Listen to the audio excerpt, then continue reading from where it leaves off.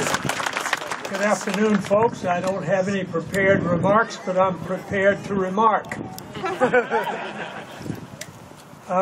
We're hearing now, with this argument about the Second Amendment, we're hearing from some of our friends around the world, those in Britain and Australia and Canada.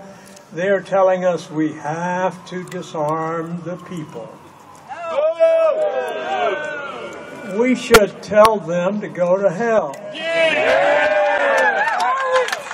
By the way, I have a good friend in England who tried to get a .22 caliber rifle single shot so he could kill rabbits, hares, on his land. He was visited by the police 3 times, and they decided he didn't need it. They turned him down. Those people are defenseless. They're defenseless against criminals, and they're defenseless against their own government.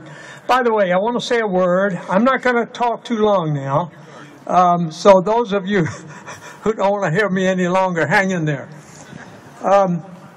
We're hearing a lot about what the government might do to us. I don't think the government has the troops to take care of us, because there are so many men and women in law enforcement in this country who will not act against the people. No, we will not!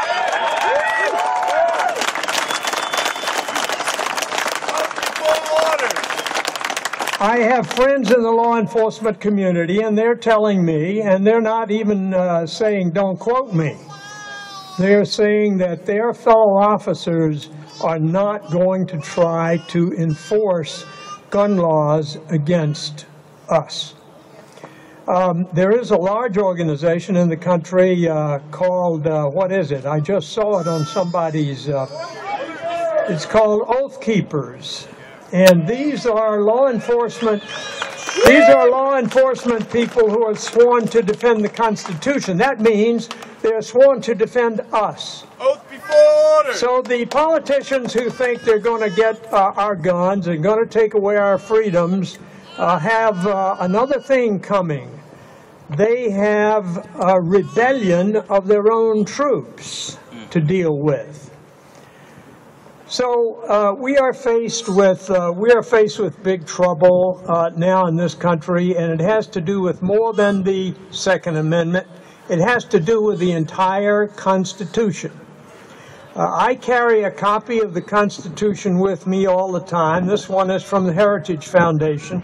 By the way, speaking of organizations, I am a life member of the NRA. However, there are many good pro-gun organizations, such as Gun Owners of America, GOA, right, the Jews for the Preservation of Firearms Ownership, and many other organizations that are fighting hard for our rights. The Constitution, I read, does not give the president the right to tell doctors in this country to cross-examine their patients and report to him. It's not in here, folks. This president, and God only knows how he got reelected. Fraud! Maybe fraud, but anyway, it's he's there, and we've got to oppose him every step of the way. We have to oppose this. We have to oppose this person who wants to take our rights. This man does not like the United States of America. Look at what he's doing. He doesn't like this country, and he knows that one of the quickest ways to get at us, the people he doesn't like, is to disarm us, and we can't let that happen. Now, I heard a news story. By the way, I'm going to suggest 2 courses of action we can take here in a minute. I heard a news story that some of these liberal news people have compared the NRA to Adolf Hitler. And they've said that we must, they're talking to their liberal audiences, we must oppose these gun groups like the NRA because they're like Hitler. These guys have it all backwards. Look at their logic. They've got it totally wrong. We have to oppose Obama because he is like Hitler.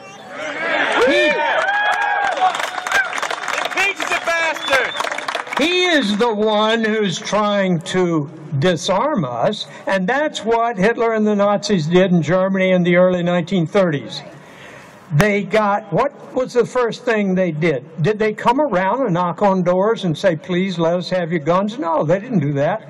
They said, we're all good little Germans here, and we're all obeying the law, and our new law is you must register every firearm you own. And so the good little Germans did it. And they lived to die about it. Because the Gestapo came around with lists and picked up everybody's guns. So, is the NRA like Hitler? Or is Obama like Hitler? He's the one who's trying to take our arms. By the way, quickly about the Constitution, we hear from some people saying, it's old, it's out of date, it doesn't mean what it says. I keep reading the Second Amendment again, and the words in the Second Amendment mean exactly the same thing today that they did 240 years ago.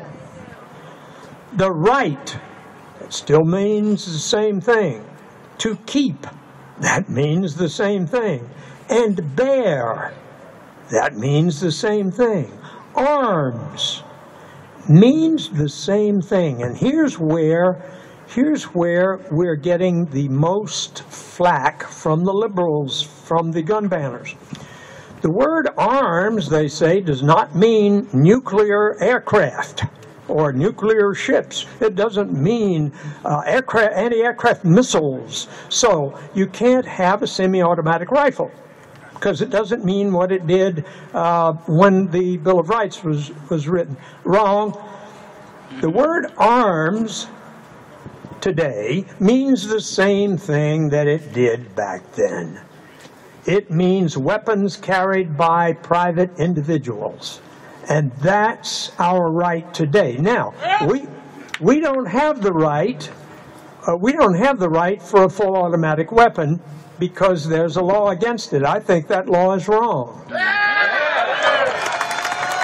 We have the right to arms, and the word back then meant weapons carried by private soldiers.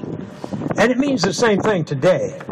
So a full automatic in my book is okay and legal under the Constitution. But look at the infringements, magazine capacities. They're all concerned about anything they can do to get the camel's nose under the tent.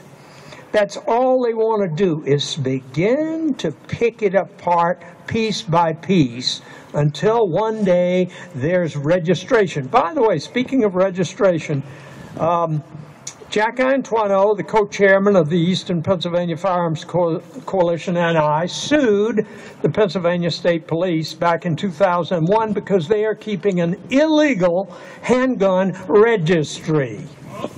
It's totally illegal. And listen to the convoluted logic of the Supreme Court of the the Commonwealth of Pennsylvania. A partial registry, which they're keeping, is not a registry. A miracle! A partial registry, that is, of handguns purchased in Pennsylvania, is not a registry.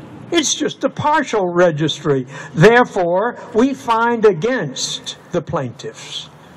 So that's what happened to us. Folks, we can't let them have anything because they will continue to encroach and infringe. So what can we do? I'm going to shut up now in a minute, but let me suggest a couple of things that we can do. First of all, how I've heard a number of questions asked here today, and I'll ask one. How many of you personally know your state legislators? How many personally know them? I would suggest that we should all make a point of calling on our state legislators, the House members and the senators. Call on them, go into their office, and politely introduce yourself.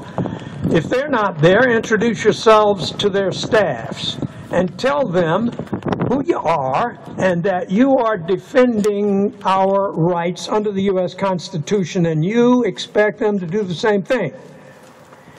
Further, how many know your congressman? How many know your congressman? If you don't, you are perfectly entitled to go to their local offices. They have local offices in all the 18 congressional districts here in Pennsylvania.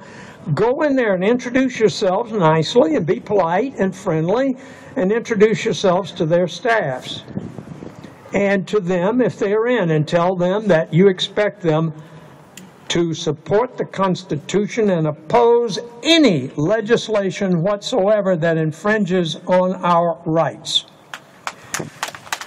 That's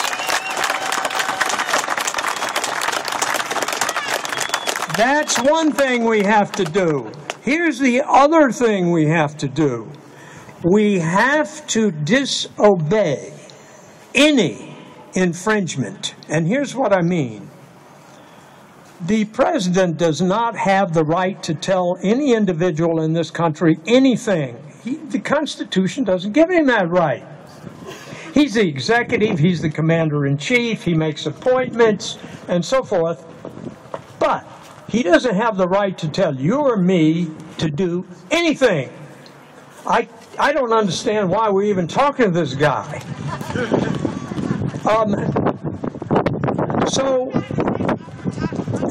That's right.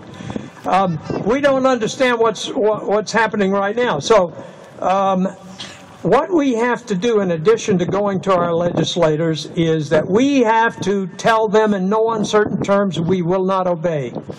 We will not obey any unconstitutional law whatsoever.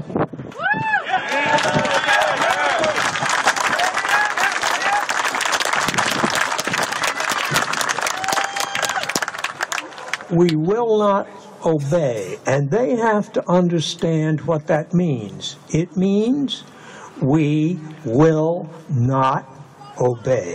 Thank you all. Have a nice weekend.